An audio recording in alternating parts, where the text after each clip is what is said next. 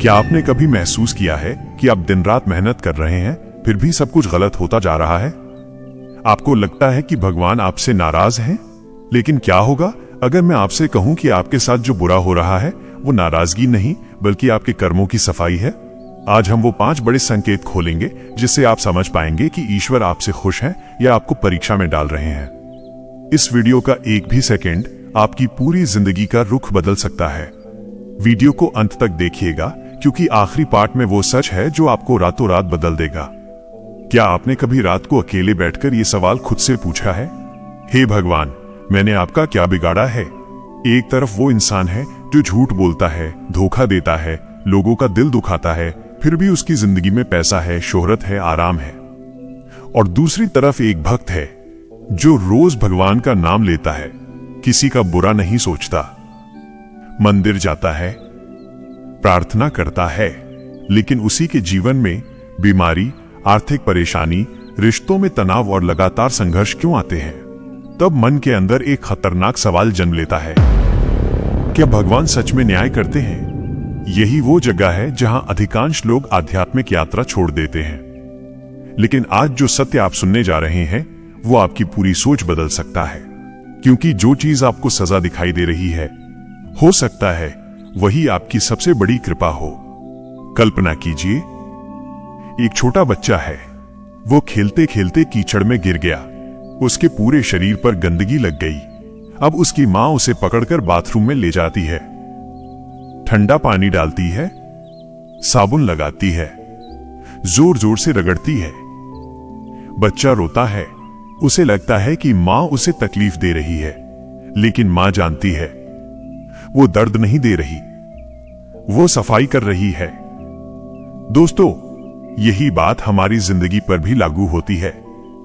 जब भगवान हमारे जीवन में कुछ कठिन परिस्थितियां लाते हैं तो अक्सर हम समझते हैं कि भगवान नाराज हैं, लेकिन आध्यात्मिक दृष्टि से देखा जाए तो कई बार वो नाराजगी नहीं होती, वो सफाई होती है। सोचिए, अगर आपके घर में वर्षों से जमा कचरा हो और अचानक कोई उसे निकालना शुरू करे तो सबसे पहले क्या होगा? धूल उड़ेगी, गंदगी दिखाई देगी, असुविधा होगी। कुछ समय के लिए घर पहले से भी ज्यादा अस्त व्यस्त लग सकता है, लेकिन वास्तव में क्या हो रहा होता है? सफाई। ठीक यही प्रक्रिया कर्मों के साथ होती है। हम सिर्फ इस जन्म को देखते हैं, लेकिन आत्मा की यात्रा बहुत लंबी है। न जाने कितने जन्मों के कर्म, न जाने कितनी इच्छाएं, न जाने कितने अधूरे हिसाब आत्मा के खाते में जमा रहते हैं। और जब ईश्वर किसी जीव पर विशेष कृपा करते हैं तो वे सिर्फ उसे सुख नहीं देते, वे उसके पुराने बोझ भी हटाने लगते हैं। एक बहुत सुंदर उदाहरण समझिए। मान लीजिए आपके रास्ते में आगे एक बहुत बड़ा गड्ढा है, इतना बड़ा कि अगर आप उसमें गिर गए तो पूरी जिंदगी बदल सकती है। लेकिन भगवान उस गड्ढे को पहले ही भरना चाहते हैं। अब गड्ढा भरने के लिए मिट्टी चाहिए, मेहनत चाहिए, काम करना पड़ेगा। ऊपर से देखने वाले को लगेगा कि कितना झंझट हो रहा है, लेकिन वास्तविकता क्या है? एक बड़ी दुर्घटना टाली जा रही है। इसी तरह कई बार जीवन के छोटे छोटे दुख भविष्य की बहुत बड़ी विपत्तियों को रोक रहे होते हैं। जिस नौकरी के लिए आप रो रहे थे, हो सकता है वही नौकरी आपको किसी बड़े विनाश की तरफ ले जाती। जिस रिश्ते के टूटने पर आप बिखर गए, हो सकता है वही रिश्ता आगे चलकर आपकी आत्मा को और गहरे अंधकार में धकेल देता। जिस अवसर के छिन जाने को आपने दुर्भाग्य समझा, हो सकता है वो ईश्वर की सुरक्षा थी। लेकिन इंसान की सबसे बड़ी समस्या क्या है? हम केवल वर्तमान देखते हैं, भगवान पूरा चित्र देखते हैं। हम एक पन्ना पढ़ते हैं, भगवान पूरी किताब जानते हैं। हम एक दिन का दर्द महसूस करते हैं, भगवान आने वाले वर्षों का परिणाम जानते हैं। इसीलिए जब जीवन हमारी योजना के अनुसार नहीं चलता तो इसका अर्थ हमेशा ये नहीं होता कि भगवान ने हमें छोड़ दिया। कई बार इसका अर्थ होता है कि भगवान हमें बचा रहे हैं। अब एक बहुत गहरी बात सुनिए, जब सोना धरती से निकलता है तो क्या वो चमकता हुआ निकलता है? नहीं, उसमें मिट्टी होती है, अशुद्धियां होती हैं, फिर उसे आग में डाला जाता है, बार बार, तेज तापमान में, कई बार, और हर बार कुछ अशुद्धियां जलती जाती हैं। सोना सोच सकता है, ये आग मुझे नष्ट कर रही है, लेकिन सुनार जानता है, मैं इसे नष्ट नहीं कर रहा, मैं इसे शुद्ध कर रहा हूं। और शायद यही कारण है कि जिन लोगों को ईश्वर बड़े कार्यों के लिए तैयार करते हैं, उनके जीवन में अक्सर बड़ी परीक्षाएं आती हैं, क्योंकि मजबूत आत्माएं आराम से नहीं बनती, वे संघर्ष की भट्टी में तैयार होती हैं। तो अगली बार जब जीवन में कोई कठिनाई आए तो तुरंत ये मत सोचिए, भगवान मुझे सजा दे रहे हैं। एक पल रुककर ये भी पूछिए, क्या ये मेरे पुराने कर्मों की सफाई है? क्या भगवान मेरे रास्ते के किसी अदृश्य गड्ढे को भर रहे हैं? क्या ये दर्द मुझे तोड़ने नहीं बल्कि मुझे तैयार करने आया है? क्योंकि कभी कभी जिसे हम दुर्भाग्य कहते हैं, वही छुपी हुई कृपा होती है। जिसे हम नुकसान समझते हैं, वही सुरक्षा होती है। और जिसे हम सजा मान लेते हैं, वह वास्तव में आत्मा की सफाई हो सकती है। लेकिन यहां एक और रहस्य छुपा है। अगर दुख सिर्फ कर्मों की सफाई है, तो कुछ लोग वर्षों तक उसी दुख के चक्र में क्यों फंसे रहते हैं? क्यों कुछ लोगों का दर्द खत्म हो जाता है और कुछ का नहीं? इस प्रश्न का उत्तर अगले भाग में है। क्या कभी आपके साथ ऐसा हुआ है? बाहर सब कुछ बिखरा हुआ है, समस्याएं हैं, पैसों की चिंता है, रिश्तों में तनाव है, भविष्य दिखाई नहीं दे रहा, लेकिन फिर भी दिल के किसी कोने में एक अजीब सी शांति बनी हुई है? या फिर क्या आपके जीवन से अचानक कुछ लोग, कुछ आदतें, कुछ अवसर या कुछ रिश्ते दूर होने लगे हैं और आप सोच रहे हैं, मेरे साथ सब कुछ क्यों छिनता जा रहा है? अगर ऐसा हो रहा है तो हो सकता है कि यह दुर्भाग्य नहीं बल्कि ईश्वर का बहुत गहरा संकेत हो। आज हम उन दो संकेतों को समझेंगे जिन्हें अधिकांश लोग पहचान नहीं पाते, और इसी कारण वे ईश्वर की कृपा को भी दुर्भाग्य समझ बैठते हैं। संकेत नंबर 1, मुसीबत में भी मन का शांत रहना। एक बात बताइए, जब समुद्र में तूफान आता है तो सबसे ज्यादा लहरें कहां उठती हैं? ऊपर। लेकिन समुद्र की गहराई में क्या होता है? शांति, पूर्ण शांति। ठीक ऐसा ही कुछ उस व्यक्ति के भीतर होने लगता है जिस पर ईश्वर की विशेष कृपा शुरू हो चुकी होती है। पहले छोटी सी समस्या भी आपको बेचैन कर देती थी।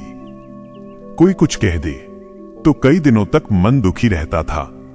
कोई योजना बिगड़ जाए तो रातों की नींद उड़ जाती थी।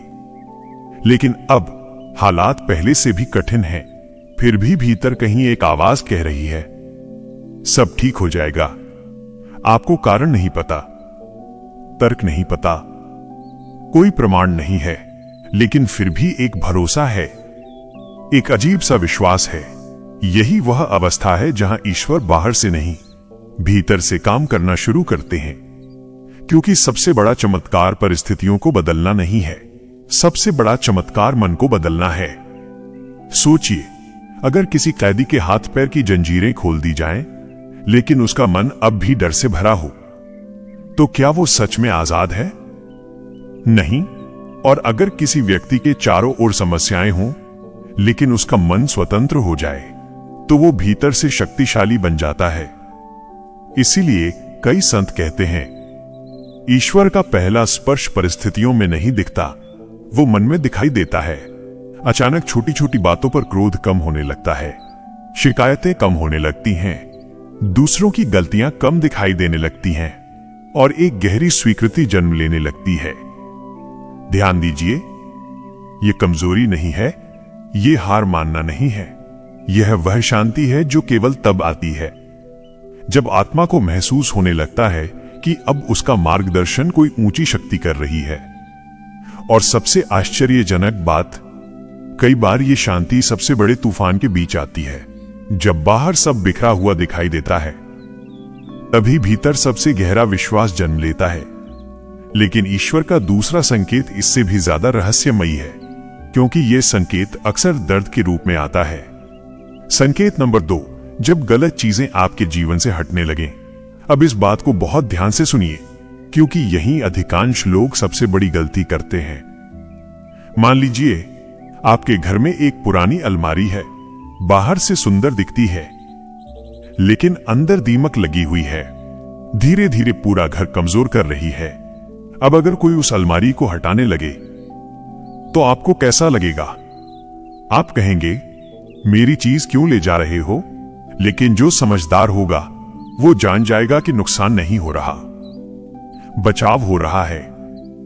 जीवन में भी कुछ लोग, कुछ रिश्ते, कुछ आदतें, कुछ अवसर बिल्कुल उसी दीमक की तरह होते हैं। वे बाहर से अच्छे लगते हैं, लेकिन भीतर से आपकी ऊर्जा, आपकी शांति और आपकी किस्मत को खा रहे होते हैं। और जब ईश्वर सफाई शुरू करते हैं तो सबसे पहले वही चीजें हटती हैं। हो सकता है कोई रिश्ता टूट जाए, हो सकता है कोई दोस्त दूर चला जाए, हो सकता है कोई नौकरी छूट जाए, हो सकता है कोई योजना अचानक असफल हो जाए।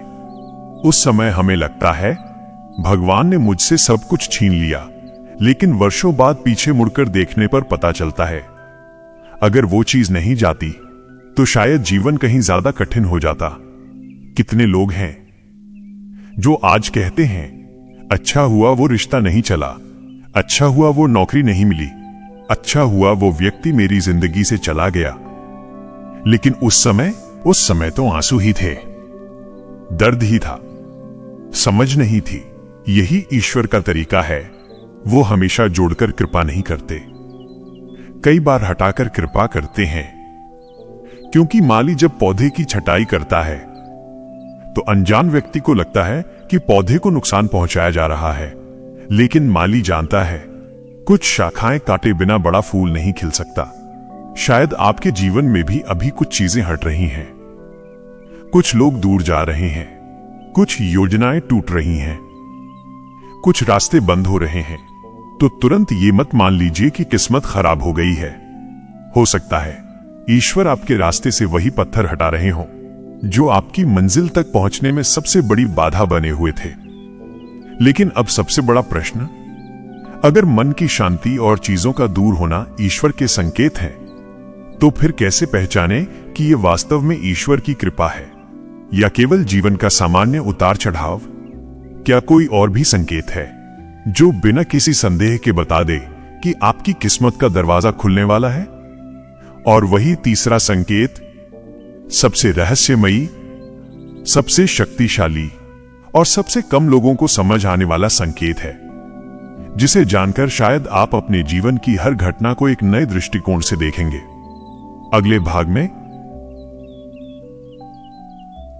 क्या कभी ऐसा हुआ है कि आप किसी काम को लेकर पूरी तरह तैयार थे, सब कुछ सही चल रहा था, योजना बन चुकी थी, रास्ता साफ दिखाई दे रहा था, और फिर अचानक सब रुक गया? एक फोन कॉल, एक छोटी सी गलती, एक अप्रत्याशित घटना, एक ऐसा मोड़ जिसकी आपने कल्पना भी नहीं की थी, और देखते ही देखते आपका पूरा प्लान बिखर गया। उस समय मन में सबसे पहला सवाल उठता है, भगवान मेरे साथ ऐसा क्यों कर रहे हैं? जब सब ठीक चल रहा था तो ये रुकावट क्यों आई? लेकिन अगर मैं आपसे कहूं कि हर बंद दरवाजा दुर्भाग्य नहीं होता, कुछ दरवाजे इसलिए बंद किए जाते हैं ताकि आप गलत कमरे में प्रवेश न कर जाएं। संकेत नंबर 3, अंतरात्मा की आवाज पहले से ज्यादा स्पष्ट होने लगे। एक समय था जब आपका मन हर दिशा में भागता था, कभी ये करो, कभी वो करो, कभी इस व्यक्ति पर भरोसा करो, कभी उस रास्ते पर चलो। मन एक शोर बन गया था। लेकिन जब ईश्वर किसी व्यक्ति को भीतर से मार्गदर्शन देना शुरू करते हैं तो एक अद्भुत परिवर्तन होता है। शोर कम होने लगता है और एक शांत आवाज सुनाई देने लगती है। वो आवाज कानों से नहीं सुनाई देती, वो भीतर महसूस होती है। अचानक किसी व्यक्ति से मिलने पर मन कहता है कुछ ठीक नहीं है। बिना किसी सबूत के, बिना किसी तर्क के, किसी अवसर को देखकर दुनिया उत्साहित होती है, लेकिन अंदर से आवाज आती है, रुको। किसी निर्णय को लेकर सब लोग हां कहते हैं, लेकिन आपकी अंतरात्मा बार बार ना कहती है। और आश्चर्य की बात यह है, बाद में अक्सर पता चलता है कि वही आवाज सही थी। समस्या यह है कि अधिकांश लोग इस आवाज को अनदेखा कर देते हैं, क्योंकि यह आवाज बहुत धीमी होती है, जबकि इच्छाएं बहुत तेज होती हैं। अहंकार बहुत तेज होता है, लालच बहुत तेज होता है, डर बहुत तेज होता है, लेकिन ईश्वर की दिशा फुसफुसाहट की तरह आती है, चीख कर नहीं। इसीलिए आध्यात्मिक लोग कहते हैं, जब आपका संबंध ईश्वर से गहरा होने लगता है तो भविष्य बताने वाले संकेत बाहर नहीं, भीतर मिलने लगते हैं। अब ध्यान से सोचिए, कितनी बार आपके जीवन में ऐसा हुआ है कि भीतर से चेतावनी मिली थी, लेकिन आपने उसे नजरअंदाज कर दिया और बाद में पछताना पड़ा। शायद इसलिए क्योंकि वो केवल आपका मन नहीं था, शायद वो एक सुरक्षा संकेत था, एक अदृश्य मार्गदर्शन, एक दिव्य चेतावनी। और जब ये संकेत बार बार मिलने लगे तो समझिए कि आपकी चेतना पहले से अधिक जागृत हो रही है। लेकिन चौथा संकेत इससे भी ज्यादा शक्तिशाली है, क्योंकि इसमें ईश्वर केवल संकेत नहीं देते बल्कि सीधे हस्तक्षेप करते हैं। संकेत नंबर 4, बार बार आने वाली अचानक रुकावटें। ये वो संकेत है जिसे सबसे ज्यादा लोग गलत समझते हैं। कल्पना कीजिए, एक छोटा बच्चा सड़क की ओर दौड़ रहा है, उसे सामने रंग बिरंगा खिलौना दिखाई दे रहा है। वह खुश है, उत्साहित है, उसे लगता है कि वो सही दिशा में जा रहा है, लेकिन उसकी मां अचानक उसे पकड़ लेती है, जोर से रोक देती है। बच्चा रोने लगता है, उसे लगता है कि मां उसकी खुशी छीन रही है, लेकिन मां क्या देख रही है? सामने आती हुई तेज रफ्तार गाड़ी। यही अंतर है, बच्चा वर्तमान देख रहा है, मां भविष्य का खतरा देख रही है। और कई बार हमारे जीवन में भी यही होता है। हम किसी चीज को पाने के लिए पूरी ताकत लगा देते हैं। हमें लगता है बस यही मेरी खुशी है, बस यही मेरा भविष्य है, बस यही मेरी सफलता है। लेकिन फिर कुछ ऐसा होता है कि सब रुक जाता है। डील टूट जाती है, नौकरी नहीं मिलती, रिश्ता खत्म हो जाता है, योजना असफल हो जाती है, यात्रा रद्द हो जाती है और हम इसे दुर्भाग्य मान लेते हैं। लेकिन वर्षों बाद जब जीवन आगे बढ़ चुका होता है, तब अचानक समझ आता है, अगर वो चीज मिल जाती तो शायद मैं आज बर्बाद हो चुका होता। कितने लोग हैं जिन्होंने बाद में स्वीकार किया कि जीवन की सबसे बड़ी असफलता वास्तव में उनकी सबसे बड़ी सुरक्षा थी। यही है डिवाइन इंटरवेंशन, दिव्य हस्तक्षेप। जब ईश्वर आपको गलत दिशा में जाते हुए देखते हैं तो वे हमेशा रास्ता आसान नहीं बनाते। कभी कभी वे रास्ता ही बंद कर देते हैं, क्योंकि कुछ सबक समझाकर नहीं सिखाए जा सकते, कुछ रास्ते केवल रोककर बचाए जा सकते हैं। ध्यान दीजिए, हर रुकावट दिव्य नहीं होती। कभी कभी वो हमारी तैयारी की कमी भी हो सकती है। लेकिन जब एक ही दिशा में बार बार लगातार अजीब और अप्रत्याशित बाधाएं आने लगें, तो रुककर देखना चाहिए, खुद से पूछना चाहिए, क्या मैं सच में सही दिशा में जा रहा हूं? क्या यह दरवाजा इसलिए बंद हो रहा है क्योंकि इसके पीछे मेरे लिए कुछ बेहतर है? क्योंकि ईश्वर हमेशा आपको वो नहीं देते जो आप चाहते हैं। कई बार वे आपको उससे बचाते हैं जो आपको नष्ट कर सकता था। और यही कारण है कि बाद में हम कहते हैं, भगवान ने मेरी नहीं सुनी और अच्छा किया, लेकिन अब सबसे रहस्यमयी संकेत आने वाला है। एक ऐसा संकेत जो तब दिखाई देता है जब आपकी प्रार्थनाएं सच में सुनी जा चुकी होती हैं। एक ऐसा संकेत जो बताता है कि ब्रह्मांड के अदृश्य द्वार आपके लिए खुलने लगे हैं। और हैरानी की बात यह है, अधिकांश लोग इसे पहचान ही नहीं पाते। उन्हें लगता है कि कुछ खास नहीं हो रहा, जबकि उसी समय उनकी किस्मत का पूरा नक्शा बदल रहा होता है। वो पांचवा संकेत क्या है, यही जानेंगे अगले भाग में।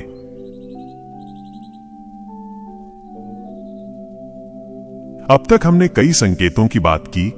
मुसीबतों में मिलने वाली शांति, गलत चीजों का जीवन से हटना, अंतरात्मा की स्पष्ट आवाज और बार बार होने वाले दिव्य हस्तक्षेप। लेकिन अब सवाल है, इन सबसे बड़ा संकेत कौन सा है? वो कौन सा एक संकेत है जिसके मिलते ही समझ जाना चाहिए कि ईश्वर अब केवल दूर बैठकर आपको देख नहीं रहे, बल्कि सीधे आपकी आत्मा का मार्गदर्शन कर रहे हैं। दोस्तों, शास्त्रों में कहा गया है कि संसार में धन मिलना कठिन है, सफलता मिलना कठिन है, सम्मान मिलना कठिन है, लेकिन इन सबसे भी दुर्लभ है एक सच्चे गुरु का मिलना। क्यों? क्योंकि धन आपको सुविधा दे सकता है, सफलता आपको पहचान दे सकती है, लेकिन गुरु आपको स्वयं से मिला सकते हैं। सोचिए, एक व्यक्ति घने जंगल में भटक गया है। वह वर्षों से रास्ता खोज रहा है। कभी दाएं जाता है, कभी बाएं जाता है, कभी उसे लगता है कि मंजिल मिल गई, लेकिन थोड़ी देर बाद फिर वहीं खड़ा होता है जहां से चला था। क्या यह हमारी जिंदगी जैसा नहीं है? हम सुख खोजते हैं, शांति खोजते हैं, संतोष खोजते हैं, लेकिन बार बार भटक जाते हैं। फिर एक दिन अचानक कोई ऐसा व्यक्ति मिलता है जो रास्ता जानता है, जो केवल किताबों से नहीं बोल रहा, बल्कि जिसने स्वयं उस सत्य को अनुभव किया है। और वो कहता है, आओ मैं तुम्हें वो दिखाता हूं जिसे तुम जीवन भर बाहर खोजते रहे हो। यहीं से भाग्य बदलना शुरू होता है। बहुत लोग सोचते हैं कि ईश्वर की सबसे बड़ी कृपा धन है।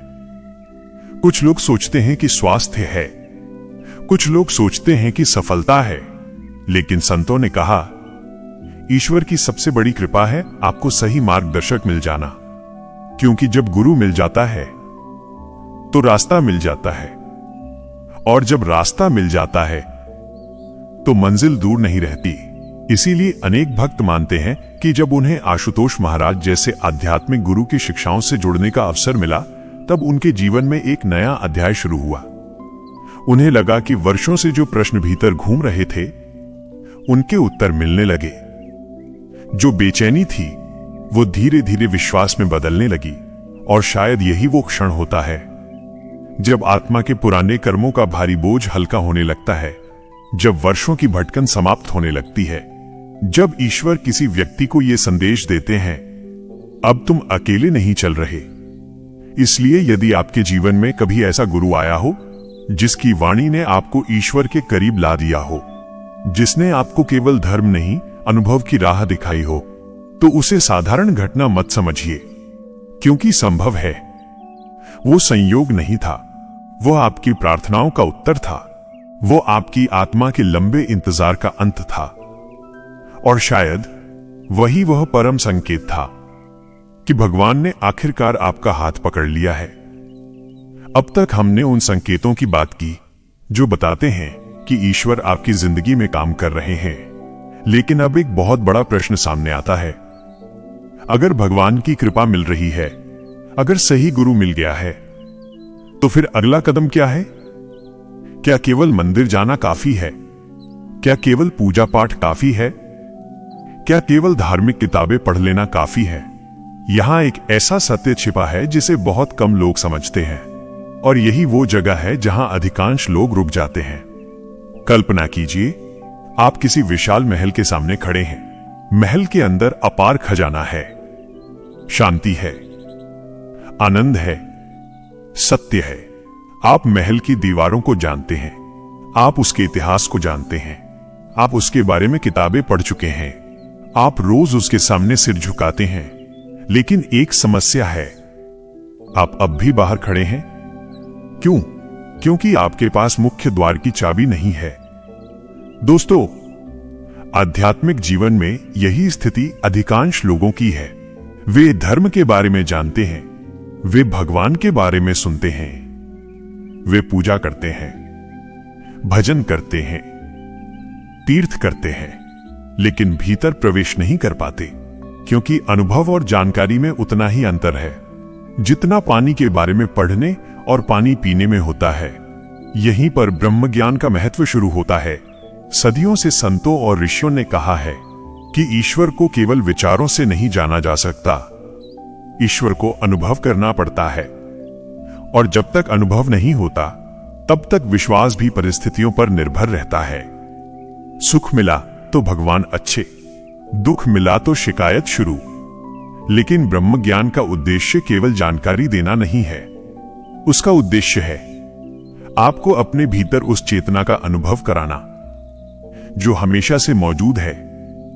अब एक बहुत गहरी बात समझिए, हमारे अधिकांश दुख घटनाओं से नहीं आते, वे हमारी प्रतिक्रियाओं से आते हैं। एक ही घटना किसी को तोड़ देती है और वही घटना किसी दूसरे को मजबूत बना देती है। फर्क कहां है? बाहरी परिस्थिति में नहीं, भीतरी चेतना में। जब व्यक्ति केवल शरीर और मन को ही अपनी पहचान मानता है तो हर चोट उसे हिला देती है, हर नुकसान उसे तोड़ देता है, हर असफलता उसे दुखी कर देती है। लेकिन जब आत्मा का बोध गहरा होने लगता है तो दृष्टिकोण बदलने लगता है। तब व्यक्ति धीरे धीरे समझने लगता है कि जीवन में आने वाले सुख और दुख आसमान में गुजरते बादलों की तरह हैं। वे आते हैं, कुछ समय ठहरते हैं और फिर चले जाते हैं, लेकिन जो उन्हें देख रहा है, जो भीतर मौजूद है, वह स्थिर है, वो शांत है, वो अपरिवर्तनीय है।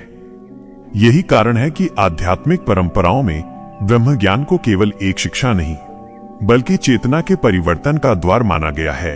अनेक अनुयायी मानते हैं कि आशुतोष महाराज द्वारा सिखाई गई साधना और ब्रह्म ज्ञान की दिशा ने उन्हें अपने भीतर शांति और आत्मिक अनुभव की ओर बढ़ने में सहायता दी। उनका अनुभव रहा कि बाहरी परिस्थितियां तुरंत नहीं बदली, लेकिन उन्हें देखने का दृष्टिकोण बदलने लगा। और यही असली परिवर्तन है, क्योंकि यदि पूरी दुनिया बदल जाए लेकिन मन वैसा ही रहे तो दुख फिर भी बना रहेगा। लेकिन यदि चेतना बदल जाए तो वही दुनिया नई दिखाई देने लगती है।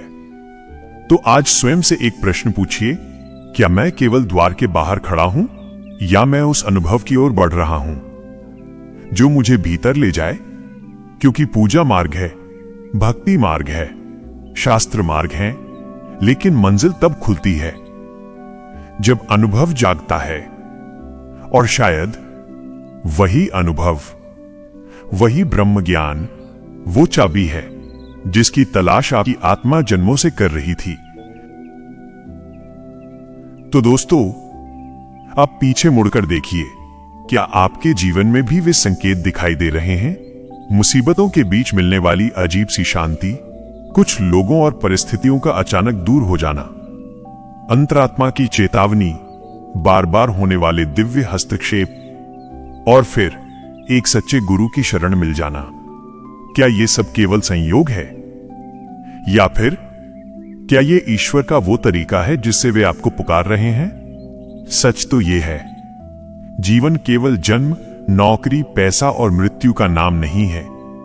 यदि यही सब होता तो इतने सफल लोग भी अंदर से खाली क्यों होते? इतने अमीर लोग भी बेचैन क्यों होते? इतने शक्तिशाली लोग भी डर में क्यों जीते?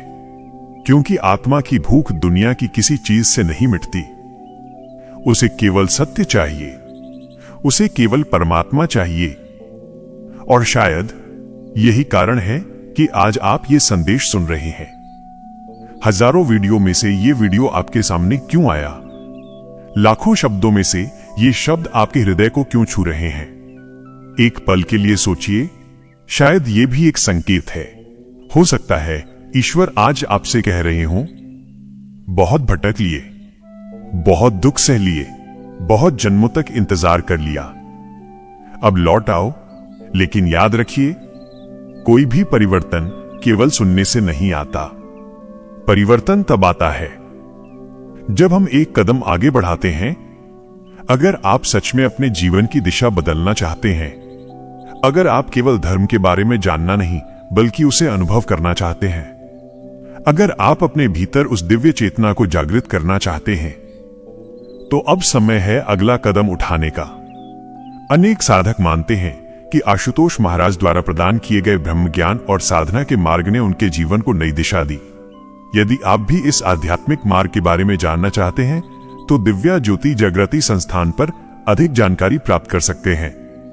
और यदि यह वीडियो आपके हृदय को छू गया हो तो हमारे चैनल आशुतोष औरा को सब्सक्राइब करना न भूलें, क्योंकि यहां केवल जानकारी नहीं, आत्मिक जागृति की बातें होती हैं। और जाने से पहले कमेंट में एक वाक्य अवश्य लिखिए, मैं ईश्वर की कृपा के लिए तैयार हूं। क्या आप तैयार हैं? अपने पुराने दुखों, भय और कर्मों के बोझ को पीछे छोड़ने के लिए? क्या आप तैयार हैं अपने जीवन को एक नई दिशा देने के लिए? या फिर आप उसी पुराने चक्र में घूमते रहना चाहते हैं, जहां हर दिन वही चिंता, वही डर, वही खालीपन आपका इंतजार कर रहा है? फैसला आपका है, लेकिन याद रखिए, जब ईश्वर दरवाजा खोलते हैं तो हमेशा के लिए खुला नहीं रखते। कभी कभी अवसर दस्तक देता है और फिर आगे बढ़ जाता है। शायद ये वही दस्तक है। जय श्री कृष्ण।